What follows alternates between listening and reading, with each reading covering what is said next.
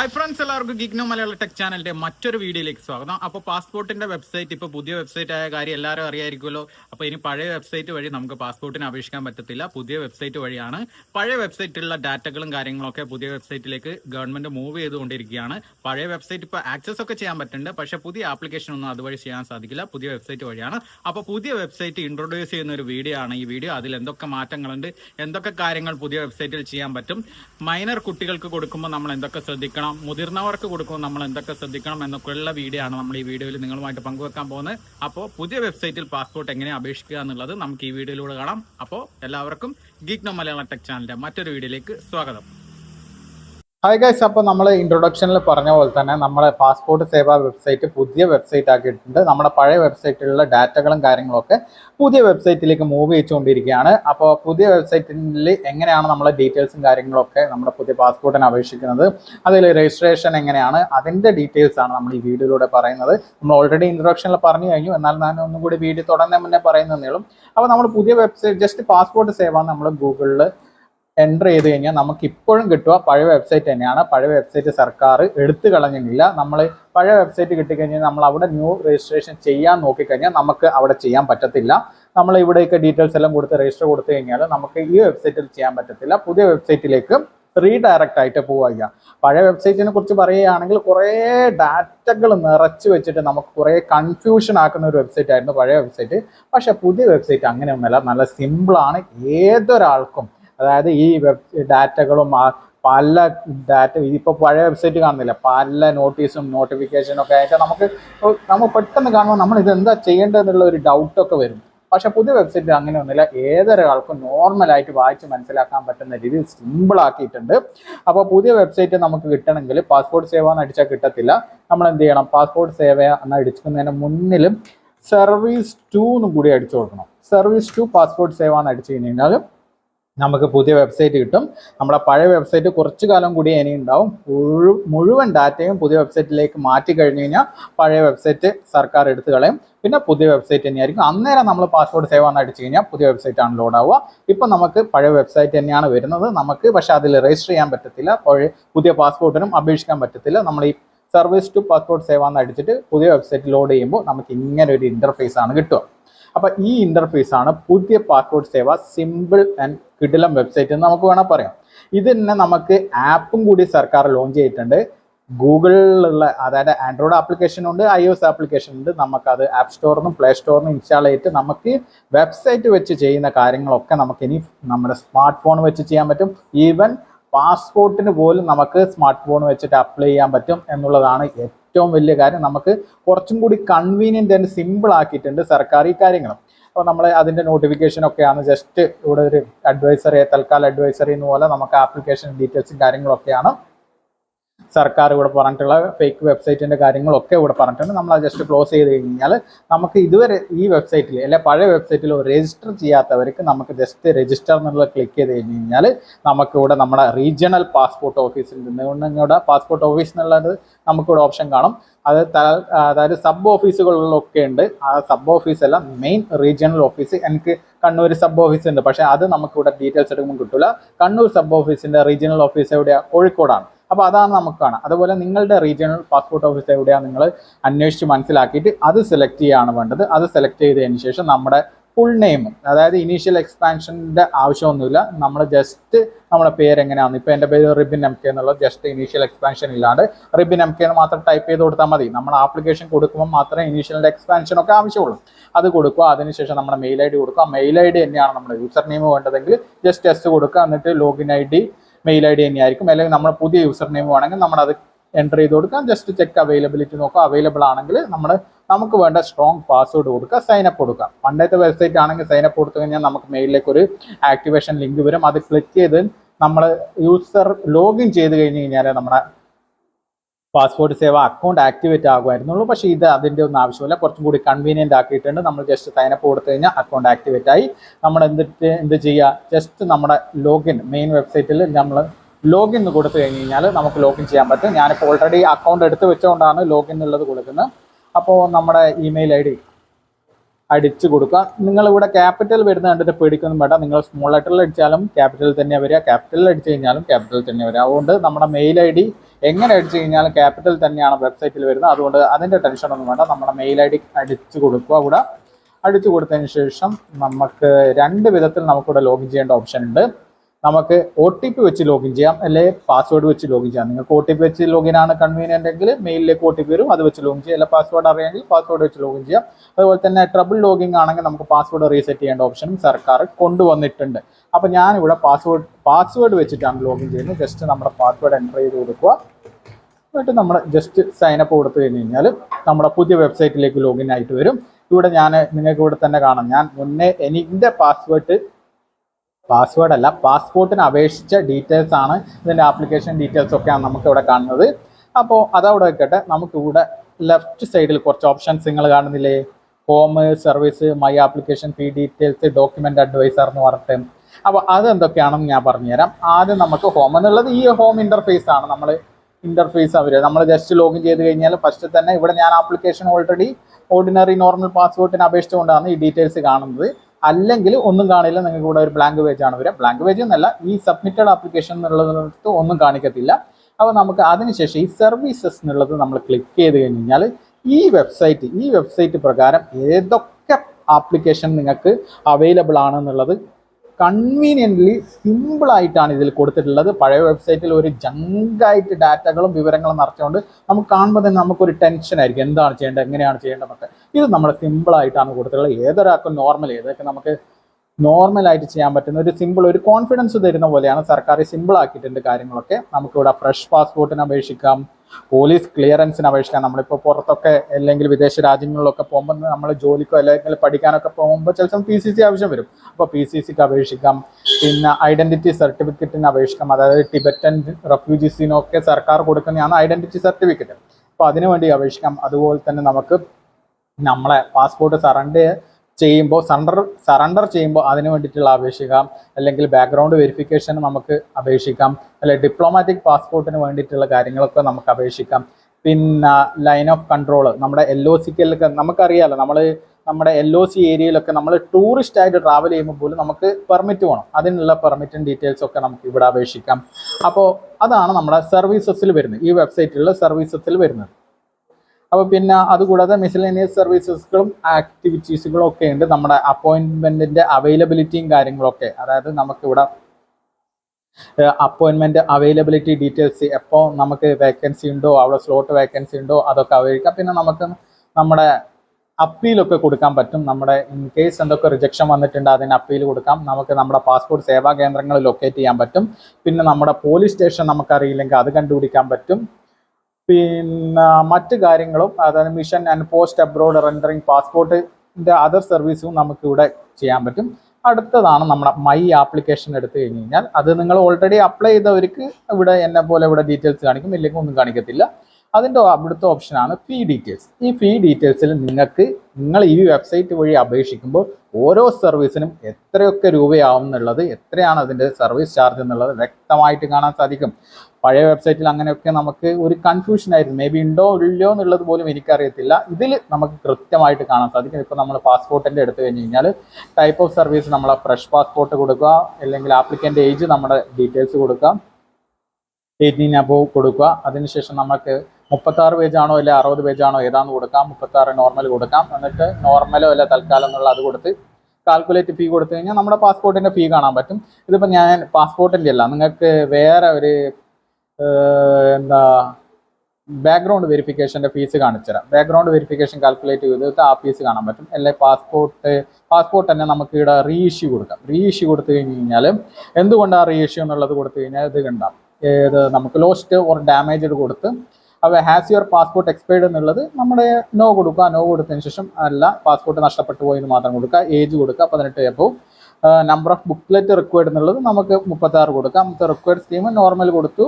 നമ്മൾ കാൽക്കുലേറ്റ് ഫീ കൊടുത്തു കഴിഞ്ഞാൽ നമ്മൾ നഷ്ടപ്പെട്ട പാസ്പോർട്ടിന് പകരം പുതിയ പാസ്പോർട്ട് നമുക്ക് എടുക്കാൻ റീഇഷ്യൂ ചെയ്യാൻ എത്ര ഫീസ് ആവുന്നുള്ളത് കാണിക്കും. അതേപോലെ ഇതിലുള്ള സർവീസിൻ്റെ ഒക്കെ റീഇഷ്യൂ ഫീസ് നമുക്കിവിടെ കാണാൻ സാധിക്കും. അതിൻ്റെ ഈ ഫീ ഡീറ്റെയിൽസിൻ്റെ ഇപ്പുറത്ത് നിങ്ങൾക്ക് വേറെ ഒരു ഓപ്ഷൻ കാണുന്നുണ്ടോ, ഡോക്യുമെൻ്റ് അഡ്വൈസർ. ഇത് മികച്ചൊരു ഫീച്ചറായിട്ടാണ് എനിക്ക് തോന്നിയത്. ഇവിടെയുള്ള, അതായത് ഈ വെബ്സൈറ്റിലുള്ള സർവീസിലെ ഏത് സർവീസിനും ഏതൊക്കെ ഡോക്യുമെന്റ് വേണമെന്നുള്ളത് കൃത്യമായിട്ട് നമുക്കിവിടെ സിമ്പിളായിട്ട് മനസ്സിലാക്കാൻ സാധിക്കും. ഇതിപ്പോൾ ഞാനിപ്പോൾ ഫ്രഷ് പാസ്പോർട്ടിൻ്റെ മാത്രം നിങ്ങൾക്ക് കാണിച്ചു തരാം. ഫ്രഷ് പാസ്പോർട്ടിൻ്റെ എടുത്തു കഴിഞ്ഞാൽ ചെക്ക് നൗ കൊടുത്തു കഴിഞ്ഞാൽ നമുക്ക് ഇങ്ങനെ ഒരു വിൻഡോയിൽ വരും. ആ വിൻഡോയിൽ നമുക്ക് നോർമലാണോ അല്ല തൽക്കാലാണോ ഏതാണെന്നുള്ളത് നമ്മൾ ഡീറ്റെയിൽസ് കൊടുക്കുക. നോർമൽ കൊടുക്കുക. ഞാനിപ്പോൾ നോർമലാണ് കൊടുക്കുന്നത്. എന്തിപ്പോൾ മൈനർ ആണോ അഡൽട്ട് ആണോ സീനിയർ സിറ്റിസൺ ആണോ എന്നുള്ളത് നമ്മൾ കൊടുക്കുക. അതിപ്പോൾ ഞാനിപ്പോൾ അഡൽട്ട് കൊടുത്തു. ECR കാറ്റഗറി ആണോ നോൺ ECR കാറ്റഗറി ആണോ ആപ്ലിക്കൻ്റ് എന്നുള്ള ഡീറ്റെയിൽസ് കൊടുക്കുക. ECR എന്ന് പറഞ്ഞാൽ എമിഗ്രേഷൻ ചെക്ക് റിക്വയർഡ് എന്നാണ്. Emigration checking required. Non ECR നമുക്ക് പറഞ്ഞല്ലോ, ECRൻ്റെ ഫുൾ ഫോം ആണെന്ന് പറഞ്ഞാൽ. നോൺ ECR കാറ്റഗറി എന്ന് പറഞ്ഞു കഴിഞ്ഞാൽ നമുക്ക് 10ാം ക്ലാസ്സിന് മേലെയുള്ള എല്ലാവരും നോൺ ECR കാറ്റഗറിയിലേക്കാണ് പോവുക. അതായത് ഇപ്പോൾ നമ്മൾ വിദേശത്തൊക്കെ പോകുമ്പോൾ നമുക്ക് എമിഗ്രേഷൻ ചെക്കിംഗ് ക്ലിയറൻസിൻ്റെ ആവശ്യമില്ല. നമുക്ക് ഡയറക്റ്റ് പോകാൻ പറ്റും. അതായത് 10ാം ക്ലാസ്സിന് താഴെയുള്ളവർക്ക് എമിഗ്രേഷൻ ക്ലിയറൻസ് ചെക്കിങ്ങിൻ്റെ ആവശ്യം വരും. അവർ ECR കാറ്റഗറിയിൽ അവരുടെ പാസ്പോർട്ടിലും അത് മെൻഷൻ ചെയ്തിട്ടുണ്ടാവും. പിന്നെ മറ്റൊരു കാര്യം, മൈനർ കുട്ടികൾക്ക് നോൺ ECR കാറ്റഗറി, അതായത് 18 വയസ്സിന് താഴെയുള്ളവർക്ക് നോൺ ECR കാറ്റഗറി പാസ്പോർട്ട് തന്നെയാണ് നമുക്ക് ലഭിക്കുക. അവർ 18 വയസ്സ് പൂർത്തിയാകുന്ന മുറയ്ക്ക് നമുക്ക് അവർ നോൺ ECRന് തന്നെ നിലനിർത്താൻ വേണ്ടിയിട്ടുള്ള അതിൻ്റെ ഡോക്യുമെന്റ്സും കാര്യങ്ങളൊക്കെ ഇഷ്യൂ പാസ്പോർട്ടിന് അപേക്ഷിച്ച് സബ്മിറ്റ് ചെയ്യേണ്ടതാണ്. അല്ലാത്ത പക്ഷം അവരെ ECR കാറ്റഗറിയിലേക്ക് മാറ്റുന്നതായിരിക്കും.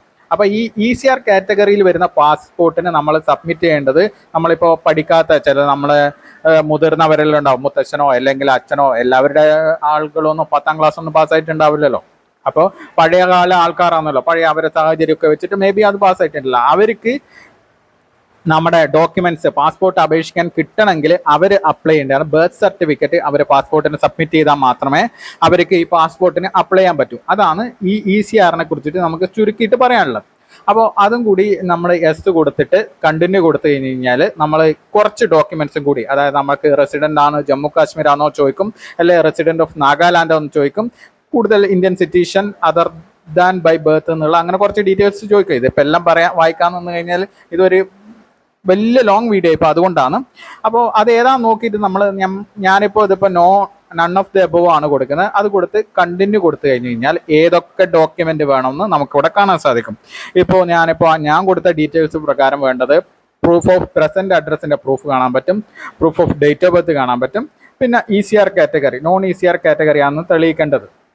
അത് നമ്മൾ എഡ്യൂക്കേഷൻ ഡീറ്റെയിൽസ് അവിടെ കൊടുക്കുമ്പോൾ തന്നെ നമുക്ക് അതിൻ്റെ ആവശ്യമില്ല. നമ്മൾ SLC ബുക്ക് നമ്മൾ അവിടെ സബ്മിറ്റ് ചെയ്യുന്നുണ്ടല്ലോ. നോൺ ECR എന്നുള്ളത് നമ്മളെ SLC ബുക്ക് തന്നെ നമ്മുടെ പാസ്പോർട്ട് സേവാ കേന്ദ്രത്തിൽ പോകുമ്പോൾ നമ്മുടെ SLC ബുക്ക് ഒഫീഷ്യലായിട്ട് ഹാൻഡ് ഓവർ ചെയ്യുമ്പോൾ അവർക്ക് മനസ്സിലാവും നമ്മൾ നോൺ ECR കാറ്റഗറി ആണെന്നുള്ളത്.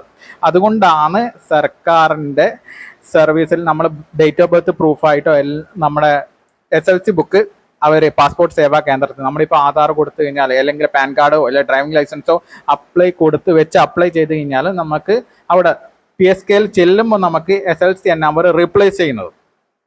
അതായത് നമുക്ക് വേറെ നോൺ ECR കാറ്റഗറി ഞാൻ തെളിയിക്കാൻ വേറെ ഡോക്യുമെന്റിന്റെ ആവശ്യമൊന്നുമില്ല. കാരണം നമ്മൾ 10ാം ക്ലാസ് പാസ്സായി എന്നുള്ളത് അവിടെ പ്രൂഫായി. അപ്പോൾ അത്രയാണ് നമുക്ക് ഈ ഡോക്യുമെന്റ്സ് റിക്വയർഡിനെ കുറിച്ചിട്ട് പറയാനുള്ളത്. അപ്പോൾ അങ്ങനെ നമുക്ക് ഏതൊക്കെ സർവീസിന് ഏതൊക്കെ ഡോക്യുമെന്റ്സ് വേണമെന്നുള്ളത് നമുക്ക് ചെക്ക് ചെയ്യാൻ പറ്റും. അപ്പോൾ ഇനിയിപ്പോൾ നമ്മൾ സർവീസസ് എടുത്ത് നമ്മൾ ഫ്രഷ് പാസ്പോർട്ട് കൊടുത്തു കഴിഞ്ഞ് കഴിഞ്ഞാൽ റീഇഷ്യൂ ആണെങ്കിൽ നമുക്കിവിടെ നമ്മുടെ പഴയ പാസ്പോർട്ട് നമ്പർ കൊടുക്കാൻ പറ്റും. എന്നിട്ട് നമ്മുടെ ആ സമയത്ത് കൊടുത്ത ഡീറ്റെയിൽസിനൊക്കെ OTP ഒക്കെ വരും. അപ്പോൾ നമുക്ക് അതിൻ്റെ ഒന്നും ആവശ്യമില്ല. നമ്മൾ ജസ്റ്റ് സ്കിപ്പ് കൊടുത്തു കഴിഞ്ഞ് കഴിഞ്ഞാൽ എൻ്റെ ഇപ്പോൾ പാസ്പോർട്ട് ഓഫീസ് ഞാൻ ഓൾറെഡി രജിസ്റ്റർ ചെയ്യുമ്പോൾ regional passport office Kozhikode select ചെയ്തുകൊണ്ടാണ് കോഴിക്കോട് വരുന്നത്. അപ്പോൾ നമ്മൾ ജസ്റ്റ് നെക്സ്റ്റ് കൊടുക്കുക.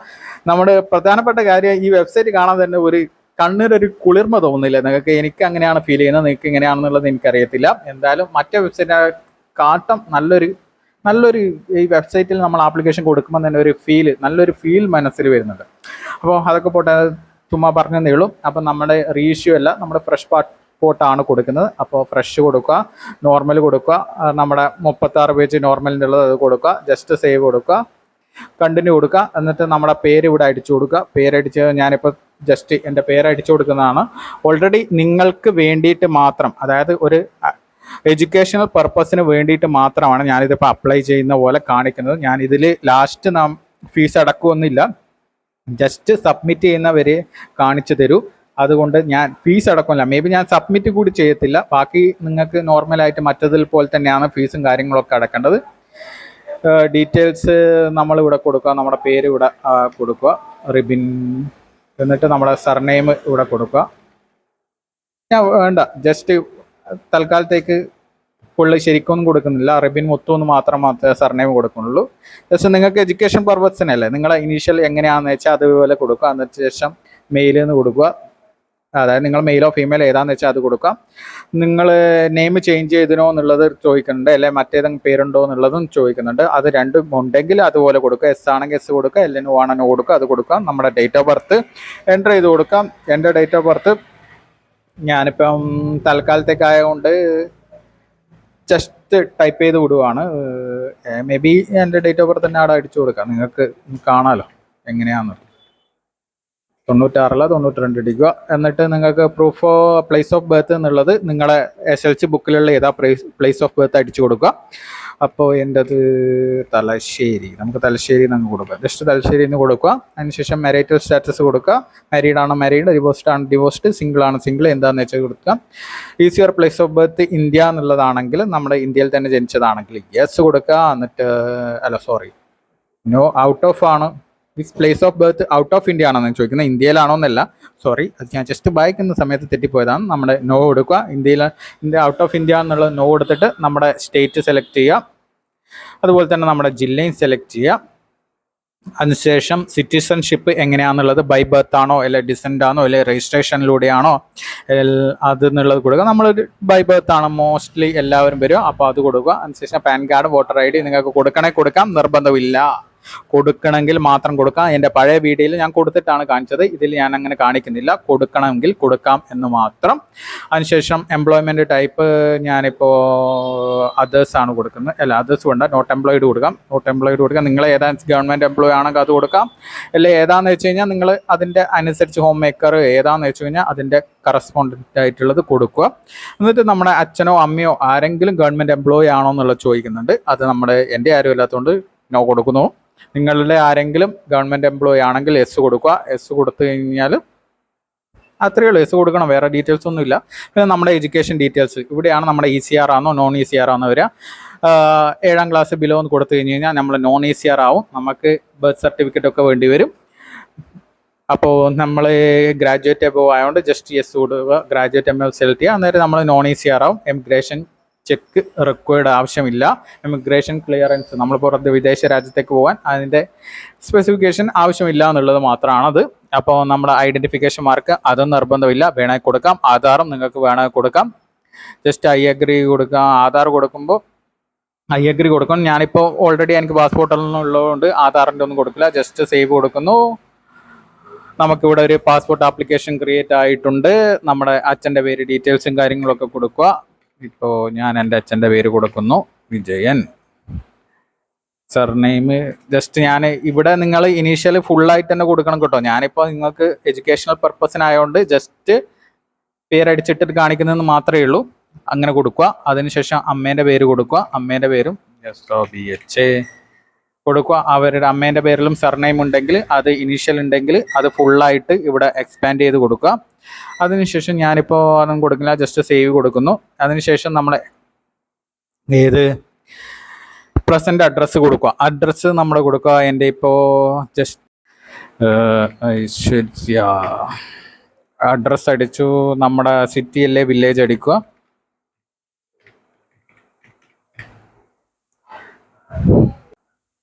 അഡ്രസ്സ് ഞാനിവിടെ ഡീറ്റെയിൽ ആയിട്ട് അടിക്കുന്നില്ല കേട്ടോ. ഈ അഡ്രസ്സ് നിങ്ങളെ വീട്ടുപേരും അതിൻ്റെ സ്ട്രീറ്റും നെയിമും ഫുള്ള് എങ്ങനെയാണോ നിങ്ങളുടെ പാസ്പോർട്ടിൽ വേണ്ടത് അതേപോലെ അഡ്രസ്സിൽ അടിക്കണം കേട്ടോ.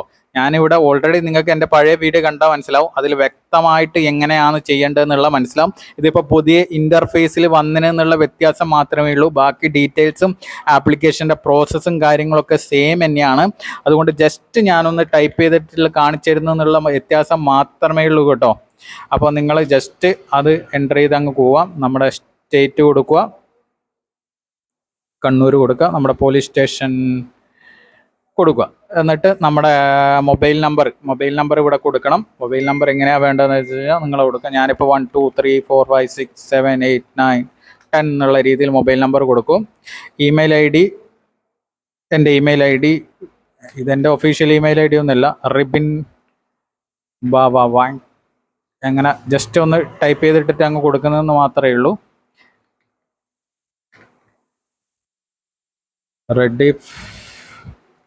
റെഡിഫ് മെയിൽ ഇതൊന്നും ഒഫീഷ്യൽ ഇമെയിൽ ഐ ഡി അല്ല കേട്ടോ. നിങ്ങൾ കൊടുക്കുമ്പോൾ കറക്റ്റ് ഇമെയിൽ ഐ ഡി കൊടുക്കുക. എൻ്റെ പഴയ വീഡിയോ കണ്ടു കഴിഞ്ഞാൽ വ്യക്തമായിട്ട് കൊടുക്കേണ്ട ഡീറ്റെയിൽസ് മനസ്സിലാവും. ഞാൻ ജസ്റ്റ് പെർമനൻറ്റ് അഡ്രസ്സ് യെസ് കൊടുത്തു, സെയിം ആസ് എസ് കൊടുത്തു, സേവ് കൊടുക്കുക. സേവ് കൊടുത്തതിന് ശേഷം നമ്മുടെ എമർജൻസി കോണ്ടാക്റ്റിനുള്ള ആളെ പേരും ഡീറ്റെയിൽസും കൊടുക്കാൻ വരും. അതിപ്പോൾ ഞാനിപ്പോൾ അച്ഛൻ്റെ തന്നെ കൊടുക്കുന്നു, വിജയൻ. ഇതിപ്പോൾ പേരെല്ലാം മാത്രമേ കറക്റ്റ് ഉള്ളൂ. ബാക്കി മൊബൈൽ നമ്പറും കൺട്രി കോഡും എല്ലാം വ്യത്യാസമാണ്. അതെല്ലാം ഡ്യൂപ്ലിക്കേറ്റ് അടിക്കുന്നതാണ്. അത് ഞാൻ 1 2 3 4 5 6 7 8 9 0 ഇത് നിങ്ങൾ കൊടുക്കുമ്പോൾ കൃത്യമായിട്ട് നിങ്ങളെ മൊബൈൽ നമ്പർ, പേരിൻ്റെ ഫുള്ള്, ഇവിടെ എക്സ്പാൻഷൻ ഇല്ലെങ്കിൽ എമർജൻസി കോണ്ടാക്റ്റിന് എക്സ്പാൻഷൻ ഇല്ലേ കുഴപ്പമൊന്നുമില്ല. ഇവിടെ മൊബൈൽ നമ്പറും പേരും കൃത്യമായിരിക്കണം. അത് കൊടുക്കുക, സേവ് കൊടുക്കുക. എന്നിട്ട് നമുക്ക് മുന്നേ പാസ്പോർട്ട് കിട്ടിയോ എന്നുള്ളത്, നിങ്ങൾക്ക് ഓൾറെഡി പാസ്പോർട്ട് കിട്ടിയാണെങ്കിൽ ഈ പ്രീവിയസ് പാസ്പോർട്ടിൻ്റെ ഡീറ്റെയിൽസ് ചോദിക്കുന്നത് റീഇഷ്യൂവിന് വേണ്ടിയിട്ടാണ്. റീഇഷ്യൂ പാസ്പോർട്ടിൻ്റെ ആണെങ്കിൽ ഈ പ്രീവിയസ് പാസ്പോർട്ടിൻ്റെ ഡീറ്റെയിൽസിന് കൊടുക്കണം. ഡീറ്റെയിൽസ് കൊടുക്കും. റീഇഷ്യൂ ആകുമ്പോൾ ചില ഓപ്ഷൻസ് എക്സ്ട്രാ ഇവിടെ വരുന്നുണ്ട്. അത് നിങ്ങൾ റീഇഷ്യൂ ചെയ്യുമ്പോൾ നിങ്ങൾക്ക് മനസ്സിലാവും. അപ്പോൾ നമ്മുടെ ഐഡൻറ്റിറ്റി ഡീറ്റെയിൽസ്, ഐഡൻറ്റിറ്റി സർട്ടിഫിക്കറ്റ്, നമുക്ക് അതായത് ടിബറ്റൻസിനും അതർ സ്റ്റേറ്റ്ലെസ് പീപ്പിൾസിനൊക്കെ ഐഡൻറ്റിറ്റി സർട്ടിഫിക്കറ്റ് ഗവൺമെൻറ് പ്രൊവൈഡ് ചെയ്യുന്നുണ്ട്. അതുണ്ടോ എന്നല്ല ഉള്ളത്. നോർമലി ഇത് നമുക്ക് എല്ലാവർക്കും നോ ആണ് വരിക. അത് നോ കൊടുക്കുക, സേവ് കൊടുക്കുക. സേവ് കൊടുത്തു കഴിഞ്ഞാൽ നിങ്ങൾക്കും എല്ലാവർക്കും നോർമലി ഇതാണ് നമ്മുടെ ഒരു എല്ലാ നോ അവർ. നമുക്ക് ക്രിമിനൽ പ്രൊസീജിയേഴ്സോ അല്ല നമ്മുടെ പേരിൽ FIR അങ്ങനെ ഒരു ഡീറ്റെയിൽസോ കാര്യങ്ങളോ ഒന്നും ഇല്ല എന്നല്ല ഉള്ളത്. നമ്മളിവിടെ just no no no no no കൊടുക്കുക. ഞാനിപ്പോൾ ഇതിങ്ങനെ ഓടിച്ചിട്ട് പറയുന്നത് എന്താണെന്ന് വെച്ച് കഴിഞ്ഞാൽ, എൻ്റെ പഴയ വീഡിയോ കണ്ടു കഴിഞ്ഞ് കഴിഞ്ഞാൽ നിങ്ങൾക്ക് വ്യക്തമായിട്ട് ഞാൻ ഡീറ്റെയിൽ ആയിട്ട് എങ്ങനെയാണ് കൊടുക്കേണ്ട ഡീറ്റെയിൽസ് ഒക്കെ പറഞ്ഞിട്ടുണ്ട്. അപ്പോൾ അത് വെച്ചിട്ട് നിങ്ങൾക്ക് പഴയ വീഡിയോ കണ്ടു കഴിഞ്ഞാൽ നിങ്ങൾക്ക് മനസ്സിലാവും എങ്ങനെയാണ് കൊടുക്കേണ്ട ഡീറ്റെയിൽസ് കാര്യങ്ങളൊക്കെ പറഞ്ഞിട്ടുണ്ട് അതിൽ. അപ്പോൾ അതുകൊണ്ടാണ് ഞാൻ ഇതിപ്പോൾ ജസ്റ്റ് അടിച്ചിട്ടത്. അതായത് ഈ ഡീറ്റെയിൽസ് ഒക്കെ മൊത്തം തെറ്റാണ്. ഞാനിത് ഈ ആപ്ലിക്കേഷൻ സബ്മിറ്റ് ചെയ്യാനും പോകുന്നില്ല. അപ്പോൾ ഇതിലിവിടെ നിങ്ങൾക്ക് ഇവിടെ കാണാൻ സാധിക്കും. ഇങ്ങനെയാണ് നിങ്ങൾ കൊടുത്ത ഡീറ്റെയിൽസ് ഒക്കെ കറക്റ്റായിട്ട്. പഴയ വെബ്സൈറ്റും ഈ വെബ്സൈറ്റും തമ്മിൽ ഇൻ്റർഫേസിൽ ഡിസൈനിലുള്ള ചേഞ്ച് മാത്രമേ ഉള്ളൂ. കൊടുക്കേണ്ട ആപ്ലിക്കേഷൻ ഫോർമാറ്റൊക്കെ പക്ക കറക്റ്റാണ്. അതുകൊണ്ട് നിങ്ങൾക്ക് ഞാൻ ഈ പറയുന്നതിൽ എന്തെങ്കിലും സംശയം ഉണ്ടെങ്കിൽ എൻ്റെ തന്നെ ചാനലിൽ പഴയ വീഡിയോ ഉണ്ട്, അതെടുത്ത് കണ്ടു നോക്കി കഴിഞ്ഞാൽ ഡീറ്റെയിൽ ആയിട്ട് ഓരോന്നും കൃത്യമായിട്ട് എൻ്റെ സ്വന്തം പാസ്പോർട്ടിന് അപേക്ഷിച്ചിട്ട് ഞാൻ നിങ്ങൾക്ക് കാണിച്ചു തന്നിട്ടുണ്ട്. അപ്പോൾ അത് വെച്ച് ചെക്ക് ചെയ്യുക. 2 ടാബിൽ എടുത്ത് വെച്ചിട്ട് നിങ്ങൾക്ക് നോക്കിയാൽ മതി. അപ്പോൾ പുതിയ വെബ്സൈറ്റിലും നിങ്ങൾക്ക് മനസ്സിലാവും. വെബ്സൈറ്റ് മാറിയെന്ന് മാത്രമേ ഉള്ളൂ, ഡിസൈൻ ശൈലി മാറിയെന്ന് മാത്രമേ ഉള്ളൂ, കണ്ടൻറ്റും കാര്യങ്ങളൊക്കെ ഒന്ന് തന്നെയാണ്. അപ്പോൾ നിങ്ങൾക്ക് ഇങ്ങനെ വെബ്സൈറ്റ് എത്തിക്കഴിഞ്ഞ് കഴിഞ്ഞാൽ നിങ്ങൾക്ക് ഇങ്ങനെ പാസ്പോർട്ടിൻ്റെ ഫ്രണ്ട് പേജിലും ബാക്ക് പേജിലും എങ്ങനെയാണ് നമ്മൾ കൊടുത്ത ഡീറ്റെയിൽസ് പ്രകാരം ഉണ്ടാവുക എന്നുള്ളത് നിങ്ങൾക്ക് ഇവിടെ കാണിച്ചു തരും. അപ്പോൾ ആ ഡീറ്റെയിൽസ് ഒക്കെ ശരിയാണോ നോക്കുക. ജസ്റ്റ് സേവ് ആൻഡ് നെക്സ്റ്റ് കൊടുക്കുക. ഡീറ്റെയിൽസ് ശരിയാണോ നോക്കിയിട്ട് നമ്മൾ ജസ്റ്റ് സേവ് ആൻഡ് നെക്സ്റ്റ് കൊടുത്തു കഴിഞ്ഞ് കഴിഞ്ഞാൽ അടുത്ത പേജിലേക്ക് പോയി കഴിഞ്ഞ് കഴിഞ്ഞാൽ നമുക്ക് ഡോക്യുമെൻറ്റിൻ്റെത് നമ്മളെ ഏത് പ്ലേസ് ഓഫ് പ്രൂഫ് ഓഫ് ബർത്തിന്, അതായത് പ്രൂഫ് ഓഫ് ബർത്തിന് നമ്മൾ കൊടുക്കേണ്ടത് മേ ബി നമുക്ക് SLC ബുക്ക് കൊടുക്കാം. അതായത് ഇവിടെ ട്രാൻസ്ഫർ സർട്ടിഫിക്കറ്റ്, മെട്രിക്കുലേഷൻ സർട്ടിഫിക്കറ്റ് നിങ്ങൾ കാണിക്കില്ലേ, അത് കൊടുക്കുന്നതാണ് ഏറ്റവും നല്ലത്. കാരണം അത് കൊടുത്തു കഴിഞ്ഞാൽ നമുക്ക് നോൺ ECR കാറ്റഗറി എന്നുള്ളതിന് വേറെ പ്രൂഫൊന്നും ആവശ്യമില്ല. നിങ്ങളിപ്പോൾ ഇവിടെ പാൻ കാർഡോ അല്ലെങ്കിൽ ഡ്രൈവിംഗ് ലൈസൻസോ എന്ത് കൊടുത്തു കഴിഞ്ഞാൽ നിങ്ങൾ അവിടെ എത്തുമ്പോൾ അവർ അത് റീപ്ലേസ് ചെയ്തിട്ട് SLC ആക്കും. അതിന് മുന്നേ നിങ്ങൾ ഇവിടുന്ന് കൊടുത്തിട്ട് പോകുന്നതാണ് നല്ലത്. SLC കൊടുക്കുക, ഏതാണെന്ന് വെച്ചാൽ SLC കൊടുക്കുക. അതിനുശേഷം നിങ്ങൾക്ക് ഇവിടെ ഗ്രാൻഡ് ഡിജി ലോക്കർ ആക്സസ് എന്നുള്ള ഓപ്ഷൻ വരും. നിങ്ങളത് ഡിജി ലോക്കർ ആക്സസ് കൊടുത്തിട്ട് ചെയ്യുന്നതാണ് നല്ലത്. നമുക്ക് ഈ ഒരു വെബ്സൈറ്റ് പ്രകാരം നമുക്ക് ഡോക്യുമെൻ്റ് സ്കാൻ ചെയ്ത് അപ്ലോഡ് ചെയ്യാൻ പറ്റത്തില്ല. ഡോക്യുമെൻ്റ് അപ്ലോഡ് നിർബന്ധവുമില്ല. ഈ വെബ്സൈറ്റ്, പുതിയ വെബ്സൈറ്റ് പ്രകാരം നിങ്ങൾക്ക് ഡോക്യുമെൻ്റ് അപ്ലോഡ് ഓപ്ഷണലാണ്. ഡോക്യുമെൻ്റ് അപ്ലോഡ് പുതിയ വെബ്സൈറ്റ് പ്രകാരം ഓപ്ഷനിലാണ്. പഴയ വീഡിയോയിൽ ഡോക്യുമെൻ്റ് അപ്ലോഡ് മസ്റ്റായിരുന്നു. നിങ്ങൾക്ക് പുതിയ വെബ്സൈറ്റ് പ്രകാരം ഡോക്യുമെൻ്റ് അപ്ലോഡ് ഓപ്ഷനിലാണ്. നിങ്ങൾ ഡിജി ലോക്കർ വഴി കൊടുത്തു കഴിഞ്ഞാൽ, ആക്സസ് കൊടുത്തിട്ട് ചെയ്ത് കഴിഞ്ഞാൽ കുറച്ചും കൂടി അവർക്ക് കൺവീനിയൻ്റ് ആയിരിക്കും. അവിടുന്ന് കുറച്ചും കൂടി പെട്ടെന്ന് കാര്യങ്ങൾ നടന്നിട്ട് നിങ്ങൾക്ക് റിലീവ് ചെയ്യാൻ പറ്റും. വെരിഫിക്കേഷൻ പ്രോസസ്സൊക്കെ PSKന്ന് പെട്ടെന്ന് നടന്നിട്ട് വരാൻ പറ്റും. അതിന് നിങ്ങൾ ഡിജി ലോക്കർ വെച്ച് കൊടുക്കുന്നതാണ് ഏറ്റവും നല്ലത് എന്നാണ് ഞാൻ പറയുക. അപ്പോൾ പ്രൂഫ് ഓഫ് ബർത്തിന് നിങ്ങൾ പരമാവധി SLC തന്നെ കൊടുക്കാം. SLC ഇല്ലാത്തവർക്ക്, അതായത് ECR കാറ്റഗറി പാസ്പോർട്ടിനൊക്കെ അപേക്ഷിക്കുന്നവർക്ക് അതിൻ്റെ ബർത്ത് സർട്ടിഫിക്കറ്റ് ഒക്കെ പ്രൂഫ് ഓഫ് ബർത്തിന് കൊടുക്കാം. അല്ലെങ്കിൽ നമ്മുടെ last school leaving certificate, transfer certificate, TC certificate കൊടുക്കാം. അല്ലെങ്കിൽ പാൻ കാർഡോ പാസ്പോർട്ടോ പാൻ കാർഡോ ഡ്രൈവിംഗ് ലൈസൻസോ അതൊക്കെ ഉണ്ടെങ്കിൽ അത് കൊടുക്കാം.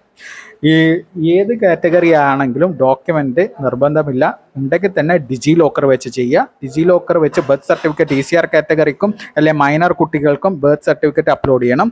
ബർത്ത് സർട്ടിഫിക്കറ്റ് നിങ്ങൾ ആധാർ വെച്ച് ഡിജി ലോക്കർ ക്രിയേറ്റ് ചെയ്തിട്ട്, അതായത് നമ്മൾ ഡോക്യുമെൻ്റ് ഡിജി ലോക്കർ ആക്സസ് കൊടുത്തിട്ട് അപ്ലോഡ് ചെയ്യുന്നുണ്ടെങ്കിൽ, ഡിജിറ്റൽ സർക്കാർ ഡോക്യുമെൻ്റ് അപ്ലോഡ് ചെയ്യുന്നുണ്ടെങ്കിൽ നമ്മൾ ആദ്യം ഡിജി ലോക്കർ ആക്സസ് കൊടുക്കുന്നതിന് മുന്നേ നമ്മുടെ ബർത്ത് സർട്ടിഫിക്കറ്റ്, ആധാർ ഒക്കെ നമ്മൾ ഡിജി ലോക്കറിൽ ആഡ് ചെയ്തതിന് ശേഷം മാത്രമേ കൊടുക്കാൻ പറ്റൂ. അല്ലാതെ കൊടുത്തു കഴിഞ്ഞ് കഴിഞ്ഞാൽ ബാക്കി പിന്നെ നമ്മൾ ആഡ് ചെയ്യുന്നതൊന്നും നമുക്ക് പാസ്പോർട്ടിലേക്ക് അറ്റാച്ച് ചെയ്യാൻ പറ്റൂല. ഡിജി ലോക്കർ ഡിജിറ്റലായിട്ട് അറ്റാച്ച് ചെയ്യാൻ പറ്റത്തില്ല. പക്ഷെങ്കിൽ കുഴപ്പമില്ല, നിർബന്ധമില്ല, ഓപ്ഷനിലായതുകൊണ്ട് നമുക്ക് നമ്മുടെ ഒഫീഷ്യൽ ഒറിജിനൽ ഡോക്യുമെൻ്റ് എടുത്തിട്ട് നേരെ PSKയിൽ നമുക്ക് കിട്ടുന്ന ടൈമിന് പോയാൽ മതി. അപ്പോൾ പ്രൂഫ് ഓഫ് റെസിഡൻസിന് നിങ്ങൾക്ക് ഒട്ടനവധി ഓപ്ഷൻസ് ഉണ്ട്. ബർത്ത് സർട്ടിഫിക്കറ്റ് ഉണ്ട്, നിങ്ങൾക്ക് ഇലക്ഷൻ ബിൽ, മറ്റേ ഇലക്ഷൻ ID കാർഡ് കൊടുക്കാം, ഇലക്ട്രിസിറ്റി ബില്ല് കൊടുക്കാം, വോട്ടർ ID കൊടുക്കാം, SC/ST OBC സർട്ടിഫിക്കറ്റ് അവർക്ക് അങ്ങനെ കൊടുക്കാം, ഇൻകം ടാക്സ് അസസ്മെൻറ്റ് ഓർഡർ കൊടുക്കാം, ആധാർ കൊടുക്കാം. അങ്ങനെ ഒട്ടനവധി ഓപ്ഷൻ ഉണ്ട്. നിങ്ങൾ പരമാവധി ആധാർ കൊടുക്കുന്നതായിരിക്കും നല്ലത് എന്നാണ് ഞാൻ പറയൂ. അപ്പോൾ ആധാർ കൊടുത്തിട്ട് രണ്ടും ഡിജി ലോക്കർ ആക്സസ് കൊടുത്തിട്ട്, അതായത് ആദ്യം ഡിജി ലോക്കറിൽ ഡോക്യുമെൻറ്റ്സ് ഒക്കെ ആഡ് ചെയ്തിട്ട് ഡിജി ലോക്കർ ആക്സസ് കൊടുത്തിട്ട് ചെയ്യുന്നതാണ് ബെറ്റർ എന്നാണ് ഞാൻ പറയാം. അതിനുശേഷം നമ്മളിവിടെ I agree കൊടുക്കാം. നമ്മൾ എന്നിട്ട് പ്രിവ്യൂ ചെക്ക് ചെയ്യാം. ഈ പ്രിവ്യൂ ചെക്ക് ചെയ്യുന്നതിനൊക്കെ ഡീറ്റെയിൽസ് ഞാൻ മുന്നേ ചെയ്ത വീഡിയോയിൽ പറഞ്ഞിട്ടുണ്ട്. അതേപോലെ പ്രിവ്യൂ ചെക്ക് ചെയ്യുക, ജസ്റ്റ് സബ്മിറ്റ് കൊടുക്കുക, അത്രയും നിങ്ങൾ ചെയ്യേണ്ടു. അങ്ങനെ സബ്മിറ്റ് കൊടുത്തു കഴിഞ്ഞ് കഴിഞ്ഞാൽ നിങ്ങൾക്ക് ഡയറക്റ്റ് ഒരു വിൻഡോ വരും. വിൻഡോ വന്നു കഴിഞ്ഞ് കഴിഞ്ഞാൽ എന്താ പറയുക, നിങ്ങൾക്ക് ഓപ്ഷൻ കിട്ടും. ഏത് ഡോക്യുമെൻറ്റ്സ് അപ്ലോഡ് ചെയ്യേണ്ട എല്ലാ ഫീ പേയ്മെൻറ്റ് ഓപ്ഷൻ വരും. അപ്പോൾ അതൊക്കെ നിങ്ങൾ പഴയ വെബ്സൈറ്റ് പോലെ തന്നെയാണ്, വേറെ വ്യത്യാസമൊന്നുമില്ല, ഡിസൈനിലുള്ള വ്യത്യാസം മാത്രമേ ഉള്ളൂ.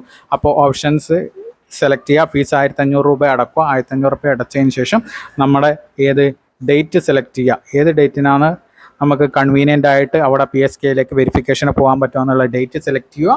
അപ്പോൾ എന്നിട്ട് അത് നമ്മൾ സബ്മിറ്റ് കൊടുത്ത് അതിൻ്റെ പ്രിൻ്റ് ഔട്ട് എടുത്ത് വെക്കുക. ആ പ്രിൻ്റ് ഔട്ടുമായിട്ടും ഒഫീഷ്യൽ ഒറിജിനൽ ഡോക്യുമെൻറ്റുമായിട്ടും PSKയിലേക്ക് പോവുക. ഡിജി ലോക്കർ വെച്ച് ചെയ്ത് കഴിഞ്ഞാലുള്ള ഗുണം എന്താണെന്ന് വെച്ച് കഴിഞ്ഞാൽ നമുക്ക് അവിടെയുള്ള കൺവീനിയൻസ് ഈസി ആയിരിക്കും. നമ്മുടെ വെരിഫിക്കേഷൻ പ്രോസസ്സൊക്കെ കുറച്ചും കൂടി ഈസി ആയിരിക്കും. അതാണ് ഡിജി ലോക്കർ വെച്ച് ചെയ്താലുള്ള ഗുണം. നമുക്കിപ്പോൾ ഒഫീഷ്യലായിട്ട് സ്കാൻ ഡോക്യുമെൻറ്റ്സ് അപ്ലോഡ് ചെയ്യേണ്ട ഓപ്ഷൻ ഇല്ല. അപ്പോൾ എന്തെങ്കിലും സംശയമുള്ളവർക്ക്, പുതിയ വെബ്സൈറ്റിൽ ഞാൻ ഓൾറെഡി അപ്ലൈ ചെയ്തുകൊണ്ടാണ് ജസ്റ്റ് ഇങ്ങനെ മാത്രം കാണിച്ചത്. എന്തെങ്കിലും സംശയമുള്ളവർക്ക് പഴയ വെബ്സൈറ്റിൽ നിങ്ങൾക്ക് പഴയ എൻ്റെ ഈ ചാനലിൽ തന്നെ നമ്മൾ ഈ ഫെബ്രുവരിയിൽ തന്നെ നമുക്ക് 2025 ഫെബ്രുവരിയിൽ ഞാനിവിടെ ആപ്ലിക്കേഷൻ കൊടുത്തതിൻ്റെ ഡീറ്റെയിൽസ് ചെയ്തിട്ടുണ്ട്. അപ്പോൾ അത് നോക്കിയിട്ട് നിങ്ങൾക്ക് മനസ്സിലാക്കിയിട്ട് ചെയ്യാൻ പറ്റും. അത് ഇൻഡെപ്ത് ആയിട്ട് ഡീറ്റെയിൽ ആയിട്ട് എല്ലാം പറഞ്ഞിട്ട് ചെയ്തിട്ടുണ്ട്. ഇത് പുതിയ വെബ്സൈറ്റിൻ്റെ ഒരു ഇൻട്രൊഡക്ഷനും എങ്ങനെയാണ് നമ്മുടെ ആപ്ലിക്കേഷൻ പുതിയ വെബ്സൈറ്റിൽ ചെയ്യേണ്ടതും ബാക്കി കാര്യങ്ങൾ മാത്രമാണ് പറഞ്ഞത്. എന്തെങ്കിലും സംശയമുള്ളവർ പഴയ വീഡിയോയും കൂടി ഒന്ന് കണ്ടു നോക്കാം. അപ്പോൾ മറ്റൊരു വീഡിയോ ആയി വീണ്ടും കാണാം. Good bye.